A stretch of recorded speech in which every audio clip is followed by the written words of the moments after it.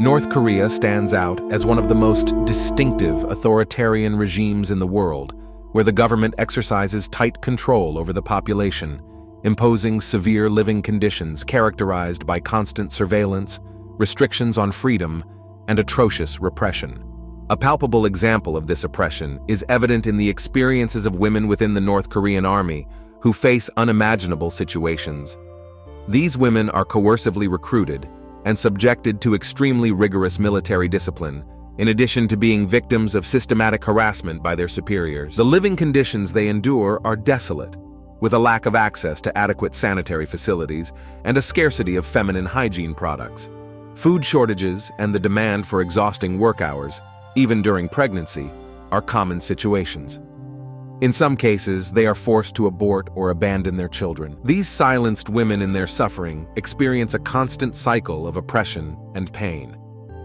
This is just one of the many grim realities facing North Koreans, and in this journey, we will explore other unknown facets of life in North Korea. In world history, various family dynasties have captivated interest, and the Kim dynasty of North Korea holds a prominent place on that list. Unlike democratically elected government systems in North Korea, power is concentrated within a family where each member is predestined to rule from birth. Although not defined as a monarchy, the power and governance structure in North Korea resemble more of a hereditary monarchy. Beginning with Kim Il-sung, who emerged as a historical figure after the Japanese occupation and founded the state in 1948, the Kim dynasty consolidated its dominance over the country. Kim Il-sung's divine leadership surrounded by a personality cult, based on the country's official ideology, which emphasized the absolute power of the sovereign, even after his death in 1994, remains omnipresent with thousands of statues and portraits depicting him throughout North Korea. The North Korean regime has even constructed a myth around Kim Il-sung's birth, claiming it was predicted by a fisherman and that a rainbow appeared at the time of his arrival in the world. While this may seem incredible, the population has internalized this narrative, further highlighting the uniqueness of the Kim dynasty. One of the most striking characteristics of this dynasty is its longevity in power. Official accounts of the skills and achievements of the Kim family members often defy credibility.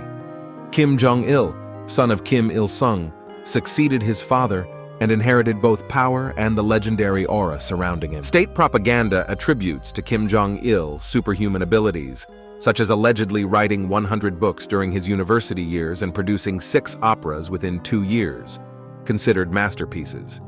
This rampant exaggeration of the ruler's merit by the regime seeks to reinforce its domination over the people and maintain an image of infallibility. The third generation of the dynasty, represented by Kim Jong-un, surprised with its rapid rise to power. Married to Ri Sol-ju, Kim Jong-un firmly controls the country despite the economic challenges and international tensions facing North Korea. In the country, a common object has acquired extraordinary symbolism and meaning: the calendar.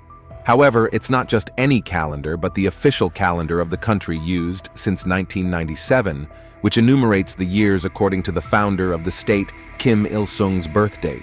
Previously, the government would gift this unique calendar to each household every December, but due to inflation, families must now purchase them.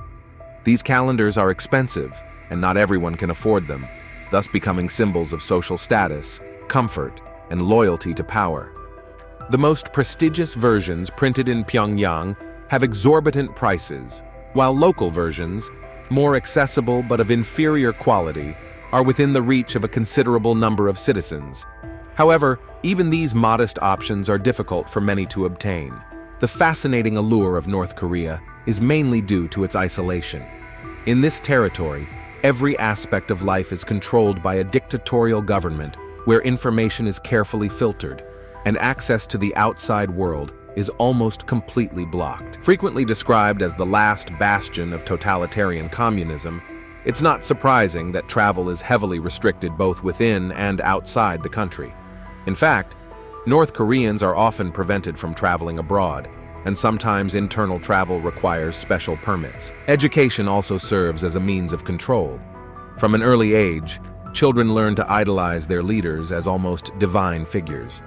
This early indoctrination is what keeps the country free from any dissent. However, any minimal opposition is met with ruthless repression and a true strategy of terror. In fact, the government employs extreme measures, including forced labor camps, to punish those who threaten the regime's stability. Entire families can be punished for the actions of a single member. North Korea applies punitive measures of unusual severity.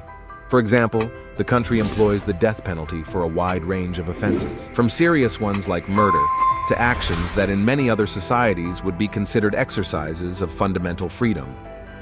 For instance, in North Korea, the simple act of consuming media not approved by the state or expressing divergent religious beliefs can result in the death penalty.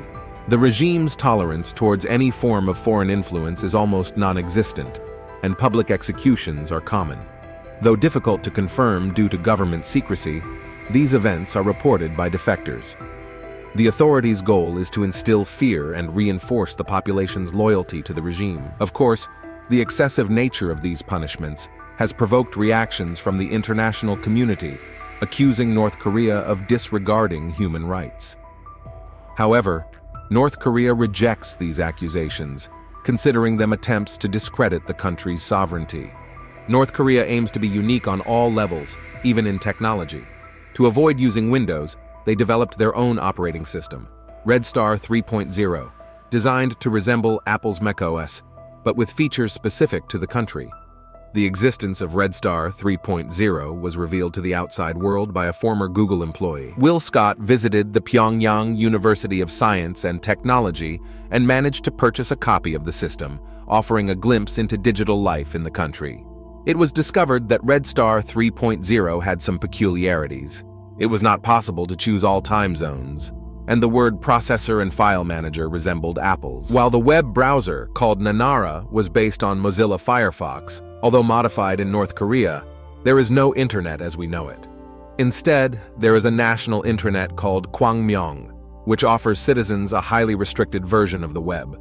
The content of this intranet is carefully monitored. It is mainly dedicated to education and propaganda. For example, every mention of the leaders Kim Jong-il, Kim Jong-un, or Kim Il-sung is magnified by 20% according to a rule established. Only a small elite group of scientists and students have access to the global internet. Access to information and global technology facilitates learning and advancement in key areas for the state. But for the average citizen in North Korea, this remains a distant dream. Despite restrictions, the influence of the outside world seems to find a way. South Korean dramas and information on USB drives cross borders discreetly, and some North Koreans near the Chinese border can even use foreign Wi-Fi networks. However, North Korea remains a place where access to information is a rare privilege. In terms of the arts, North Korea cultivates them, but that's not surprising. Artistic representations are intended to consolidate the cult of the dynastic family. Tens of thousands of statues are scattered throughout the country in honor of one man, Kim Il-sung, the founder of the state. If you stroll through the streets, you'll discover an urban landscape dominated by these imposing representations of the leaders. They are not just urban ornaments, but also drive the economy, as some socialist artworks are exported abroad. Recently, the regime took a surprising step by banning foreigners from visiting these monuments. No official reason was given, but according to rumors, the regime especially fears acts of vandalism. In North Korea, damaging a statue is perceived not only as the ultimate insult, but also as a capital crime. During the COVID-19 pandemic, North Korea faced numerous difficulties due to shortages of imports and a severe lack of essential resources like manure. In this critical period, the government demanded collective efforts from the population to produce a significant quantity of natural fertilizers. Each household had to provide 200 kilograms, and each company employee 500 kilograms. North Koreans were forced to turn their own waste into composting, and even urine was used for this purpose. Additionally, each farmer was required to provide at least 2 liters for the manufacture of this fertilizer. Did the citizens respect the quotas demanded by the government? In reality, they didn't have many options. The authorities introduced a system of free passes, which only benefited citizens who provided a sufficient amount of manure. Only through this were they allowed to attend markets, while others saw their mobility reduced. When the North Korean government imposes a rule, it is rigorously respected.